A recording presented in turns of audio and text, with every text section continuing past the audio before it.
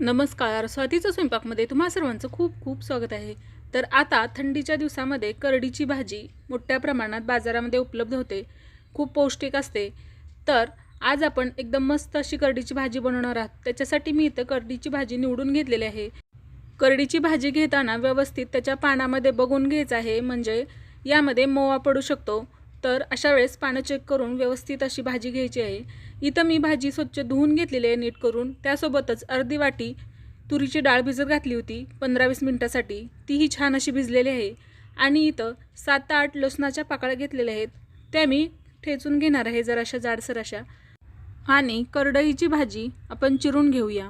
आता इथं मी पहिलं लसूण थोडासा जाडसर असा कुटून घेणार आहे. तर इथं मी लसूण कुटून घेतलेलं आहे जाडसर असा, जास्त बारीक नाही पेस्ट केलेली. आणि त्यासोबतच करडीची भाजीही चिरून घेतलेली आहे. तर आता आपण मस्त अशी पौष्टिक अशी करडईची भाजीची रेसिपी बघूया.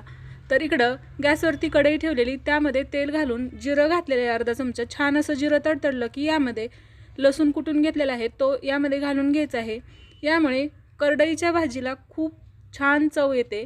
आता लसूण आपल्याला थोडासा फ्राय करून घ्यायचा आहे, जरासा तांबूस होईपर्यंत. जास्त कलर चेंज नाही होऊ द्यायचा, थोडासा तांबूस झाला पाहिजे अशा पद्धतीनं. हिवाळ्यामध्ये करडीची भाजी मोठ्या प्रमाणात उपलब्ध होते आणि खूप पौष्टिक असते. तर करडीची भाजी ही चवीला खूप मस्त लागते आणि बनवायला खूप सोपी आहे. तर तुम्ही एकदा नक्की ट्राय करून बघा. तर इथं आपला लसूण छान असा फ्राय झालेला आहे. आता आपण यामध्ये जी करडईची भाजी चिरून घेतलेली आहे ती घालून घेऊया. तर इथे बघू शकता अशा पद्धतीनं मी छान अशी करडईची भाजी चिरून घेतलेली आहे. आता ही आपण तेलामध्ये घालून घेतल्यानंतर जी तुरीची डाळ भिजत घातली होती तीही आपण यामध्ये घालून घ्यायची आहे. जर तुम्हाला हवे असेल तर हरभऱ्याची डाळही घातली तरी चालते. दोन्हीही डाळी खूप छान लागतात यासोबत. मी इथं तुरीची डाळ वापरलेली आहे. फक्त या डाळी आपल्याला अर्धा तासासाठी भिजत ठेवायच्या आहेत भाजी करण्याच्या अगोदर, म्हणजे त्या छान अशा शिजल्या जातात. आता यामध्ये चवीनुसार मीठ घालून घेऊया. त्यासोबतच इथं आपण तिखटही घालून घेणार आहोत. तर लाल मिरची पावडर मी इथं वापरलेली आहे अर्धा चमचा.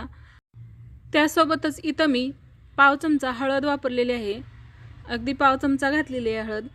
यामुळे ही छान टेस्ट येते भाजीला. आता यामध्ये भाजलेल्या शेंगदाण्याचं कूट घालून घ्यायचं आहे. तर इथं मी 2 ते 2.5 चमचे भाजलेल्या शेंगदाण्याचं कूट यामध्ये घालून घेतलेलं आहे. आता हे व्यवस्थित असं मिक्स करून घ्यायचं आहे आपल्याला आणि ही भाजी आपल्याला शिजवून घ्यायची आहे.